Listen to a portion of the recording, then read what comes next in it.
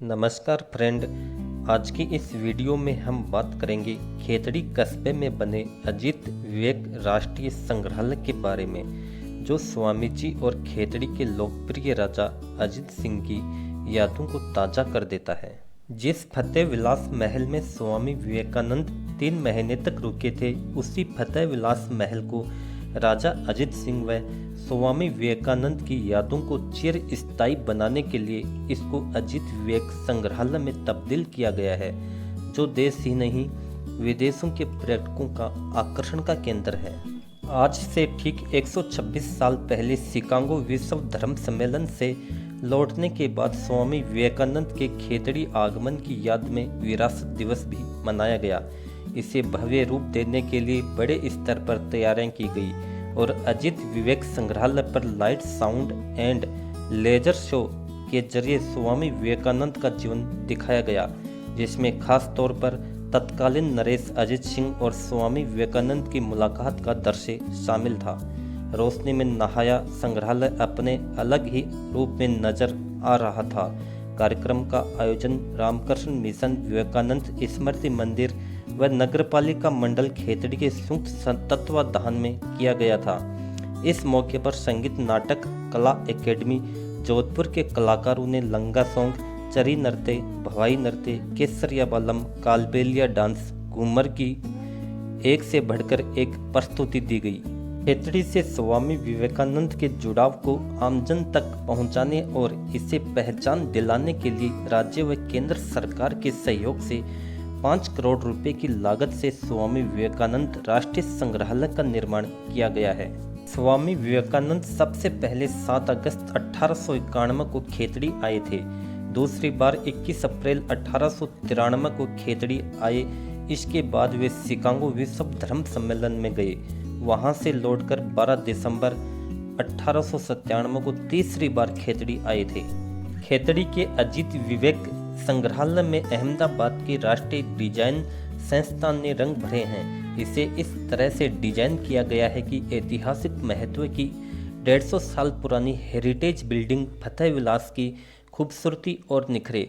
संग्रहालय में प्रवेश करते ही स्वामी विवेकानंद की बड़ी प्रतिमा लोगों का ध्यान आकर्षित करती है। 15 खंडों में तैयार हुए इस संग्रहालय का मुख्य आकर्षण है जहाज की स्टीयरिंग व्हील, जिसे घुमाने पर पर्यटकों को सामने लगी स्क्रीन पर स्वामी विवेकानंद के साथ विदेश यात्रा की अनुभूति होती है। विवेकानंद की पश्चिमी यात्रा की जानकारी एक स्लाइडर के माध्यम से दी गई है, जो लोगों को जोड़ती है। मुख्य आकर्षण शेखावटी आर्ट के भित्ति चित्र भी हैं। संग्रहालय का एक और बेहतर आकर्षण है यहाँ बनाया गया वेल ऑफ विजडम यानी ज्ञान का कुआं। इस कुएं में एक रस्सी के सहारे बाल्टी लटकी है। रस्सी खींचने पर कुएं में लगी स्क्रीन पर ज्ञान की बातें जानने को मिलती हैं। संग्रहालय के बाहर 800 दर्शकों की क्षमता का ओपन थिएटर भी बनाया गया है। थिएटर के बीच में स्थित राजा के समय के फव्वारे को भी ठीक कर दिया गया है। इसके अलावा भारतीय संस्कृति, लोक कला, लोक गायन और लोक नृत्य को बढ़ावा देने के लिए यहाँ सांस्कृतिक केंद्र की भी स्थापना की गई है। यहाँ पर कलाकार अपनी कला का प्रदर्शन कर सकेंगे। इसके अलावा स्वामी विवेकानंद साहित्य केंद्र की भी स्थापना की गई है। यहाँ पर विवेकानंद से संबंधित सभी प्रकार का साहित्य उपलब्ध हो सकेगा। संग्रहालय में स्वामी विवेकानंद के जीवन में खेतड़ी से जुड़ी हर घटना को उल्लेखित किया गया है। खास बात यह है कि संग्रहालय को इस प्रकार से डिजाइन किया गया है कि इसमें गाइड की आवश्यकता नहीं होती। दर्शकों को हेडफोन दे दिया जाता है। इसके बाद वह जिस भी गैलरी में जाता है, हेडफोन के माध्यम से उसे जानकारी मिलती रहती है। स्वामी जी दूसरी बार खेतड़ी आए तब दीवान खाना में छत पर बने कमरे में ठहरे थे। नीचे राजा अजीत सिंह के दरबार में राज नर्तकी मैनाबाई राजा के पुत्र जन्मोत्सव पर नृत्य कर रही थी।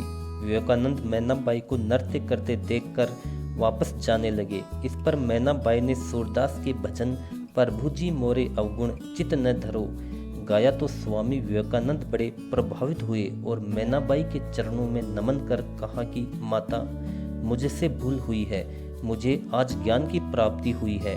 संग्रहालय में इस दृश्य को बड़े ही मार्मिक ढंग से दर्शाया गया है। स्वामी विवेकानंद वर्ष 1891, 1893 और 1897 में 3 बार खेतड़ी आए थे। जिस कक्ष में वे ठहरे थे उस कक्ष में आज ध्यान कक्ष के रूप में उपयोग लिया जाता है, जो संग्रहालय की छत पर स्थित है। संग्रहालय देखने आने वाले पर्यटक इस कक्ष में 5 से 10 मिनट ध्यान लगाने का अभ्यास करते हैं। इस संग्रहालय को 45 लोगों की टीम ने मूर्त रूप दिया है। इसे इस प्रकार से डिजाइन किया गया है कि लोगों का ज़्यादा से ज़्यादा जुड़ाव हो। भित्ति चित्रों, 3D तकनीक, स्क्रीन की मदद से विवेकानंद और राजा अजित की दोस्ती व उनके संबंध और जीवन को दर्शाया है। हेरिटेज इमारत में तकनीक का सीमित उपयोग करते हुए इसे ऐसे तैयार किया गया है कि कभी भी जरूरत पड़े तो इसे दूसरी जगह भी स्थानांतरित किया जा सके। स्वामी विवेकानंद के जीवन की शिक्षा देने वाला प्रदेश का सबसे बड़ा संग्रहालय है।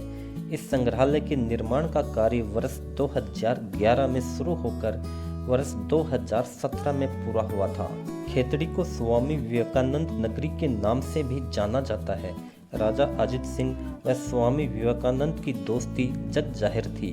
शिकागो की विश्व धर्म सम्मेलन में स्वामी विवेकानंद को राजा अजित सिंह ने अपने खर्च पर भेजा था।